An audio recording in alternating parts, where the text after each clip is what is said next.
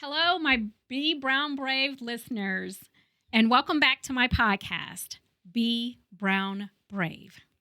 I'm Michelle Starr, a speaker, author, and transformational coach who have worked in corporate for over 25 years in leadership positions with Procter & Gamble and General Electric supply chain. I have a son who's a young adult and a husband of 25 years. I'm heavily involved in my community, and I've started my entrepreneurial journey as a consultant with my company, Be Brown Brave, where I advocate for workplace equity, which began in the midst of COVID-19 in 2020.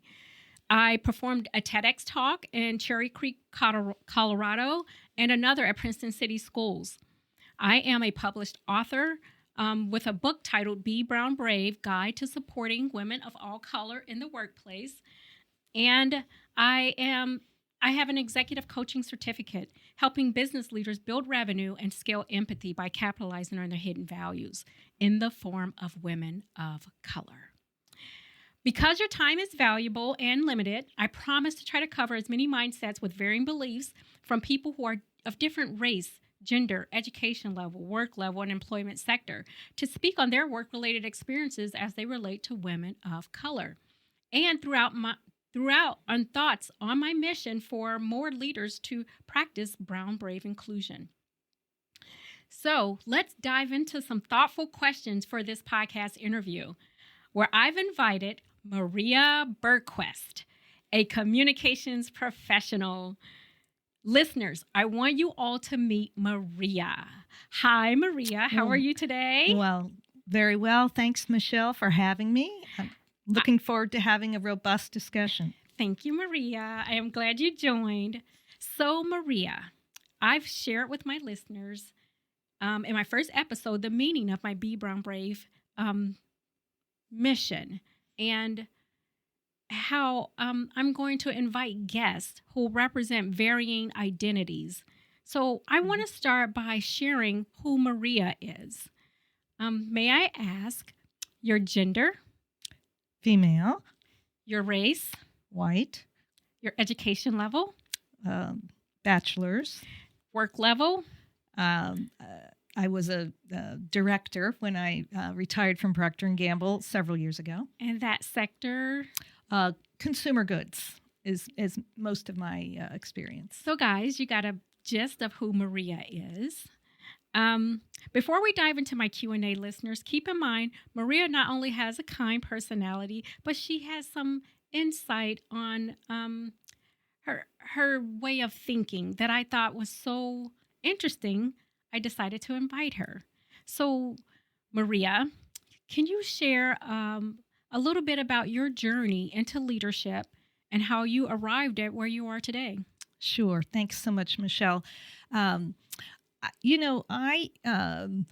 When I got out of school, I bounced around at different jobs quite a bit for around 10 years. And I found myself at Procter & Gamble in my early 30s. And it was quite an eye-opening experience because I quickly realized this was a global company. And this was a company that had literally people working there from all over the world that I got the chance to interface with on a daily basis. And it was a company that was always looking for, how do we win new consumers? How do we win in the marketplace? And this was sort of the mantra in every brand and every category I worked in. And I think it was also important to note, and I want to touch on this later too, P&G did a very good job of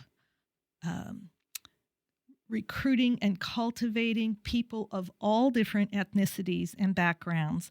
And they especially did a good job of putting women in positions of leadership. And there were some definite strategies there that made that work beautifully. Thank you. Okay, now share with the listeners how you and I met. All right. So I, like Michelle, have a son who is early 20s, And I actually have two sons, one that's a little older. And Michelle and I were both very active at the high school where our sons attended. When I say very active, we really got involved in making sure parents had a stake in the school and a stake in the success of the kids that went there, from a cultural and diverse mindset. We were there to make sure that families of any background felt welcome there, could see their sons there, and then once the sons were there, it was an all-boys high school, that they felt truly included and truly appreciative of all kinds of different cultures and backgrounds. That was our mission as a group of parents. In fact, we had a group called Parents Across Cultures. Yes. That we did a lot of outreach and activities that, it was so much fun. So that's how I know Michelle, and we've been in touch ever since with a group of great parents. Yes. So thank you. She's talking people about PAC, and I have to admit they are a great group, the best group ever. So Maria, listeners, if I haven't shared, or if you haven't already found out, Maria Burquest wrote the foreword in my book. Can you share, Maria, why or what motivated you to write that foreword? Sure. When you asked me, I thought about it, and I thought about your approach when you came to the school and the way you interacted with other parents. And I also was struck by, in your book, you give really good real-life examples, and you share your stories of different experiences that you encountered at different workplaces. And I've just found it very honest and refreshing for you to kind of break down what you learned through each experience and how it caused you to be open to thinking differently and really tapping into, okay, well, what made this experience? Why did I feel that way here? Or what did I do or what didn't I do that led to a different outcome? So I just found your approach refreshing, and I think a lot of the storytelling, it really helps people maybe think differently about some assumptions they've had or some how they thought about experience. Maybe they'll think about it in a different way. Okay, thank you. Speaking of that, those challenges, oh my gosh, it's just thinking about those years of work and how I want to prevent more Michelles and more Marias to have better experiences in the workplace. Let's talk about some of those challenges. What challenges have you encountered in creating a balanced workplace for women of color? Considering you're white, you're a female, you're 1 degree separated from a woman of color. What challenges have you encountered in trying to create that balance for her? Well, I think one of the things is sometimes people operate in an unconscious way. And they kind of fall into kind of groupthink or old stereotypes that maybe, could need to be unpacked a little bit and pointed out. And this was one of the things that I felt at P&G they did a really good job of. We had some really strong female leaders who would take the time to share some of their experiences and explain. And here's an example. You might have a female leader who was very, strong, accomplished leader, and people would then describe her as bitchy or abrasive. Yes. Well, in the same breath, a male leader who had expressed some of the same characteristics, the same behaviors, would be praised as being bold and decisive. Yes. So you had some of these kind of, as one leader used to call it, flip the script and think about it in a different way. And then you might go, oh, I guess I didn't realize. Did you listeners hear that? I don't know if that went past you real quick. P&G trains and practices on bias awareness, but they don't call it bias awareness. They call it flip the script. Did you guys hear that? There's so many different ways to attack and address bias in the workplace. I'm just in awe about that flip the script. Put yourself in another person's shoes to see their perspective. Right. And would you have reacted the same way had it been a male you were talking about? Yes. And when you point things out, it's not done with a finger wagging. It's done to open minds and help people go, oh, I never thought about it that way. And that's so important because, DEI as a practice in different corporations, there's a reason companies have invested in this for years. Yes. It's more than the right thing to do. It's really a business advantage. And, even lots of research has shown that diverse companies perform better financially. Yes. And we live in a capitalist society. So if your business is going to win, you better have a workforce that reflects all your customers, all your consumers. And that's kind of the starting point I know that P&G recognized decades ago and said, okay, we need to do this right. Yes. Did you guys hear that? You guys, companies fare better with diverse representation. Forbes report companies can increase earnings by 33%. So, Maria, speaking of leadership behaviors, you are a DEI advocate. I know this because we're friends. As a senior leader, what behaviors do you believe contribute most to a positive workplace culture? I think when it comes to DEI, you have to make sure people are bought in and understand why this makes good sense and are kind of like go, oh, yeah, I see why we make better decisions as a team. We collaborate better as a group. We're open to fresh ideas and perspectives that maybe if we all came from the same background, we wouldn't have recognized. I remember a time when I was working on the Tampax brand, and I was newer to the brand. I had come from another business, and thankfully we had a very diverse team. And it was pointed out when we were preparing sort of the next round of advertising, or we were doing a campaign on social media. And it was pointed out by one of the team members, if we say it like that, it's not going to land well with Latinas. Yeah. And, I don't think I would have recognized that. I didn't, I grew up in the white suburbs in the Midwest. But when we had different people weighing in and saying, hold on, let's look at that. Maybe we need to do a little bit more consumer research on that to make sure we're uncovering the right insight and we're not doing something that's going to make the brand feel out of touch or out of date. Because, again, every brand at P&G had to keep bringing in new users. You hear that, people? They value diverse perspectives.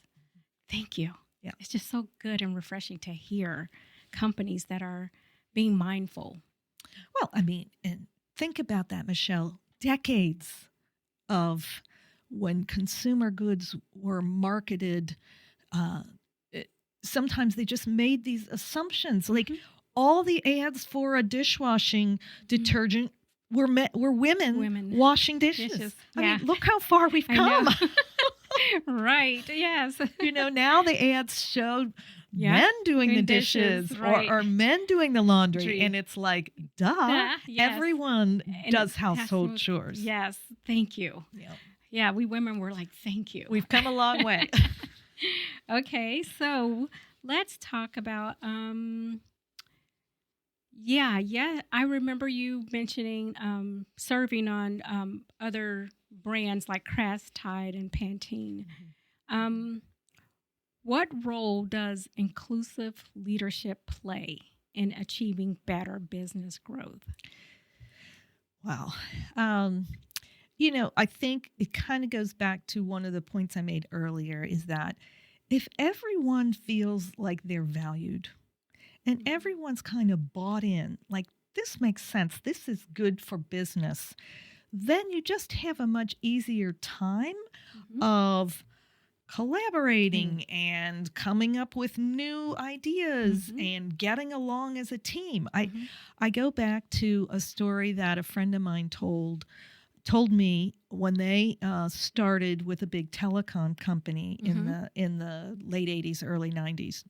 And this is a company that really had this whole group of this whole department that they got put in charge of, that were the linemen and the splicers who would drive the trucks out and fix the equipment. And back then, in the 90s, this workplace was dominated by men. And while the company said it was dedicated and committed to D&I, progress was slow. Because it's one thing to have hiring targets. It's quite another thing to go beyond hiring and create that environment. And so the company did their best to hire and interview and hire some women, but the numbers were small. And there were 2 women that they hired, joined this group, and it wasn't long before these women were kind of feeling like they weren't really welcome in this old boys club.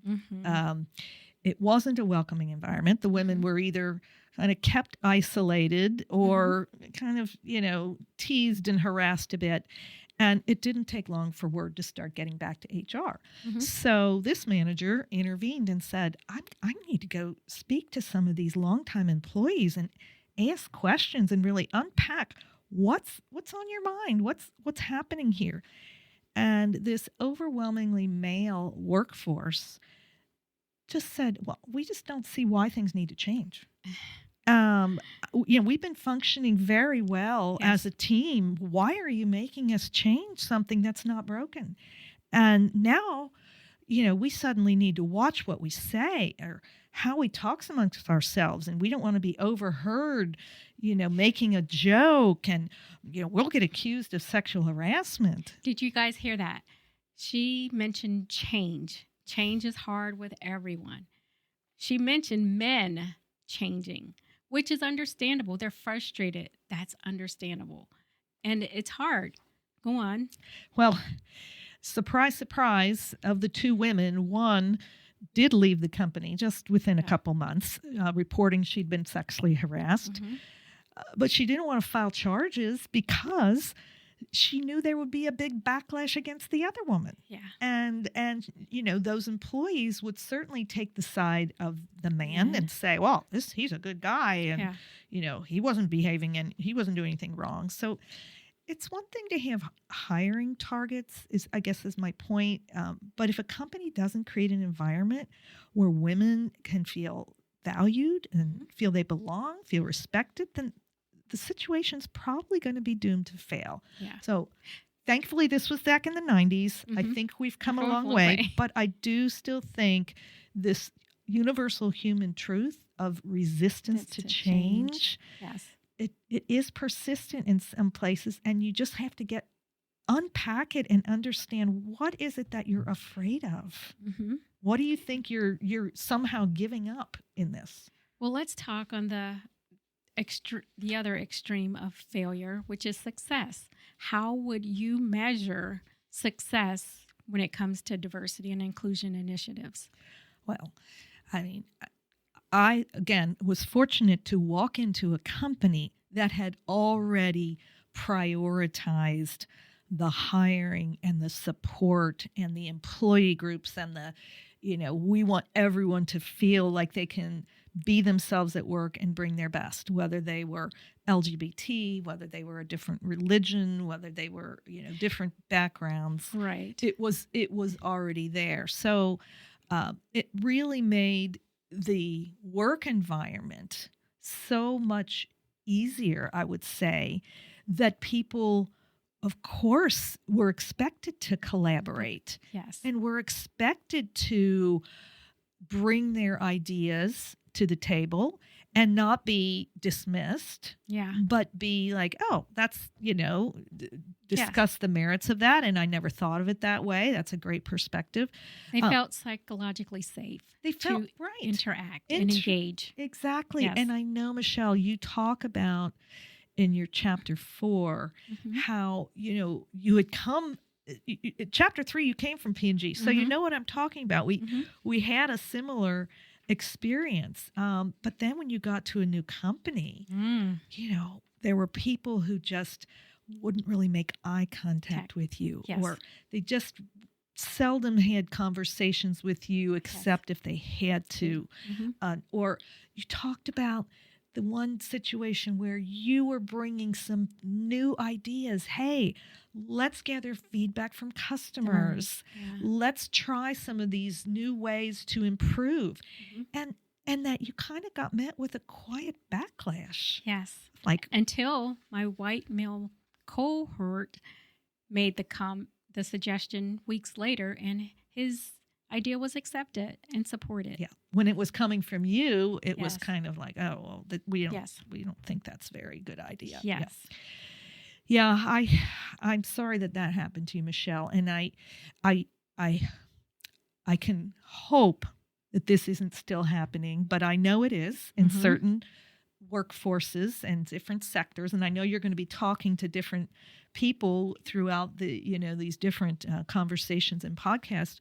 But I think, it's true that embracing D&I builds that sense of trust and sense of belonging among the employees. And that's essential. That's gold. Yes. If people feel like they can say what they think and be open to what other people are suggesting, that kind of group problem solving, okay, we're going to tackle this, that makes people feel like they want to give more. And it makes them feel more relaxed interacting, which inevitably helps the company meet its goals and objectives. Yeah.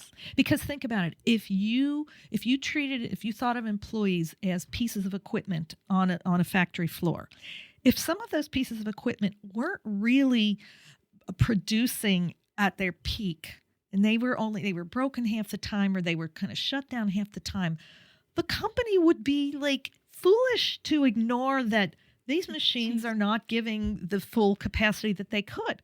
Well, the same is true for employees. If employees don't feel like they can bring their ideas and bring their opinions and bring their whole self and their energy, why bother? I'm just going to put my head down and do my job and do the least amount possible and get out the door before I feel any worse. Yes. That is a great story. When your equipment is broken, typically a company would maintenance that equipment or get new equipment. Right. Take steps to do something about it. Take steps to do something. And employees should be treated as equally or better than pieces of equipment. So speaking of success when you're using all of your talent and your resources, how would you measure success with diversity and inclusion? So when I say measure, because I'm thinking metrics here, what metrics would you think are some of the most important metrics? I think some of them are retention. Because if I would have said representation, but retention is a good one because you bring them in. Right. And if people leave within a year because they tried and they just don't feel like it's, been a place that they can thrive, they're not going to stay. Yeah. So you can have as many as you want, but if they're not feeling supported and they're not feeling valued, welcomed and heard, then it's just... Right. I think another aspect of DEI programs that worked well at P&G was, you referred to it earlier, this concept of unconscious bias or kind of blind spots that people can get.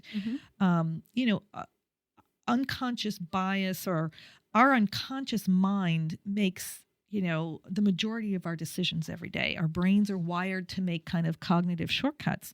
Mm-hmm. And sometimes we can make kind of snap judgments that create blind spots that kind of narrow our field of vision and potentially influence how we behave. And maybe that's completely unintentional. I just have to say, people generally want to be fair towards others. Mm-hmm. We humans don't necessarily have bad intentions. Right. I think sometimes our unconscious minds get in the way. Yes. And sometimes you need to bring awareness to that, to people to go, oh, light bulb. Well, yes. And we all have bias. Yeah. And our unconscious bias, as you spoke on, is it's okay that we have that bias. I mean, we have it from our upbringing, from our family, our environment, our neighborhoods, our schooling, our sports. We have bias, and it's okay as long as we are aware that when it's time to decide for others, that we manage our bias in order to make them feel included as well. Right, that we're not making assumptions. Not making assumptions. Yeah. So let's talk allyship. Yeah. Allyship. So, Maria, what advice would you give to allies who want to actively support women of color? I would say that one of the best ways to do that is literally just get to know different people in your organization. What is their story? What do they care about? What has their journey been? What are their experiences? And the more you get to know that on a human-to-human level, the more you realize, hey, we're more alike than we might not seem on first glance, but we really do have a lot more in common. So, research institutions report that I think it's around 38% of white employees feel uncomfortable talking about diversity. So that's almost half of your workforce feeling uncomfortable talking about a very important topic. That's why allyship is so important. I remember a time where, this white male really just had a thing for almost, it seemed, everyone on our team, as if he was just the smartest person in the room. Yet, whenever he'd get frustrated, he'd take his frustrations out on me. I was the only person of color on the team, and I was one of a few. I think there was only 2 women on the team, one white, and I was the other woman. And he would take his frustrations out on me, where he would constantly shout at me on a regular basis about how my work wasn't up to par, or I wasn't as knowledgeable in order to complete the work needed. And his loud outburst at me caused me to feel so uncomfortable, had my team feeling uncomfortable, that I recall one time another white male peer approached the shouter and said, hey, your poor behavior is, it's causing disruption in the team. It caused him to quiet down just for a few days or so, but he started back up. And my white male peer expressed that concern to our manager, who eventually became aware and monitored the individual, resulting in that individual getting fired. And it caused our team to be so much more at ease and comfortable with each other because of that tension was gone. And I bring that story up to say, I couldn't have done it or navigated through that by myself, because he was targeting me on a regular basis. And having someone else step up made a difference.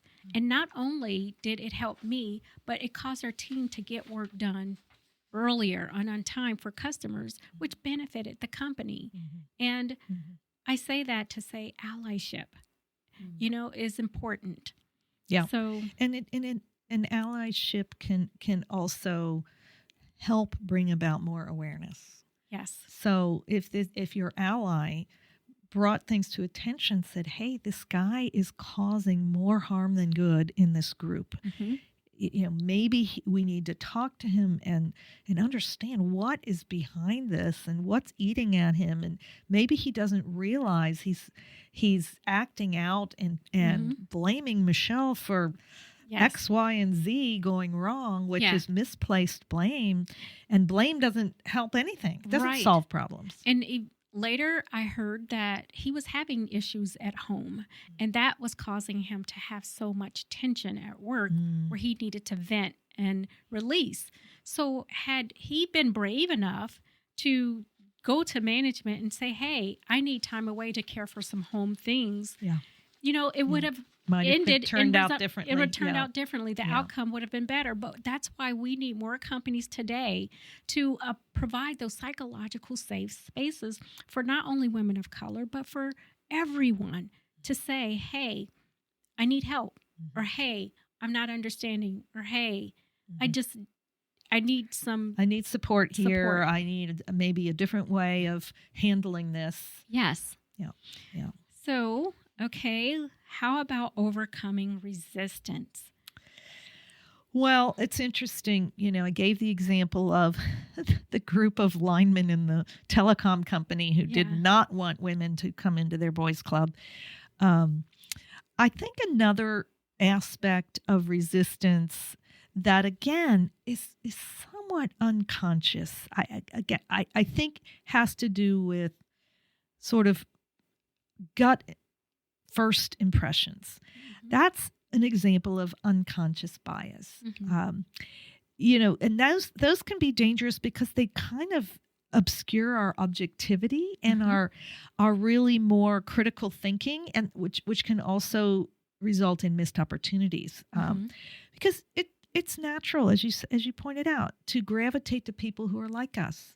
But we make decisions solely based on who we're comfortable around. Mhm. That can really create tunnel vision. Tunnel vision. And I bring example that got pointed out to us in one of the trainings at P&G, and that is sort of this: what is the right fit? So if you looked at someone, let's say they were a senior manager, he's head of the division, and he was preparing to retire in 3 years, and he starts looking at who can take my place. Mhm. Well, unconsciously, he starts thinking of a younger version of himself. Yes. And it's a fairly common unconscious assumption that whoever I'm going to handpick Yes. to take my place has would- many of my same characteristics. Yes. In fact, I've been informally mentoring this guy for years now, and we're on the same page, and Yeah. he's going to be the one to fill my shoes once I'm gone. That's very unconscious bias. People don't realize that's what Yes. they're doing. Yes. And I think once it gets pointed out, sometimes these light bulbs go off and they Yes. go, oh. It's a lack of awareness. Yes. That is key. Yeah. That's the very first initial brave step that I think a lot of these senior business leaders need to take, is that awareness. Once you become aware, it makes a big difference. Well, and it removes some blinders from your vision, and you might then see some new perspectives Yes. or new ways of tackling an old problem that it might be resolved much faster because you let go of something that you didn't even realize was limiting you. So we're almost nearing the end. You can or cannot speak on this, but what do you think about that Florida-Texas ban with DEI? First of all, I think it's a politically motivated aspect. It was all about DEI programs at public universities, and somehow this whole idea of DEI has gotten twisted into DEI is now reverse discrimination, and DEI on university campuses is hampering free speech. I really, think that trying to push those narratives is missing the whole point of what DEI is trying to achieve. Yeah. And it is in no way trying to disadvantage anybody. It is not reverse racism. No. It's saying the pie is big enough for everyone. And a slice that goes to this person or that person doesn't mean I get less. Yes. So I think, if we invest in DEI and really implement ways of operating it and getting people to see the upsides and recognize that there are real advantages to diverse teams, workplaces, then everyone wins. Yeah. So I think in the case of the states who are enacting these bans on DEI at public universities, I think it's a step backwards, and it's a misunderstanding of what DEI is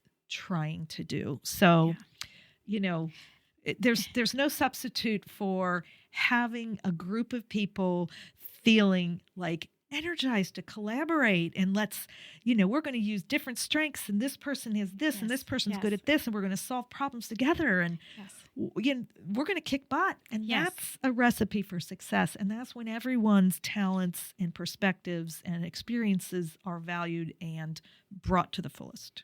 And they should all end it with milk and cookies. I'm an Oreo fan, people, so I brought today about 9 different versions of Oreos for Maria to enjoy. Well, thank you, Michelle. I'm an Oreo fan. So, in conclusion, everyone, please use your good when dealing with race, equity, and fairness. Businesses are missing out when they're hiring only one woman of color. Women of color, please remain steadfast. Hang in there. DEI does increase empathy, and it does build revenue. So I end with challenging you all. Look around your organizations, your companies, and your teams. And within one work week, how many women of color do you see? How many do you acknowledge with a wave, a smile? And how many do you act on or echo on her comments? And how many do you mentor or sponsor? If that total is less than 20% of your company's organization for representation of women of color, it's okay. It just shows that there's potential for you to be brown brave in order to capitalize on her hidden value. So that you can prevent multi-million-dollar lawsuits and prevent those loss of productivity. And you can prevent headaches. So until next time, be kind, take care of your body so your body can take care of you, and visit www.bebrownbrave.com or contact me, Michelle, at bebrownbrave.com. Thank you all. Thank you, Maria. Thank you, Michelle.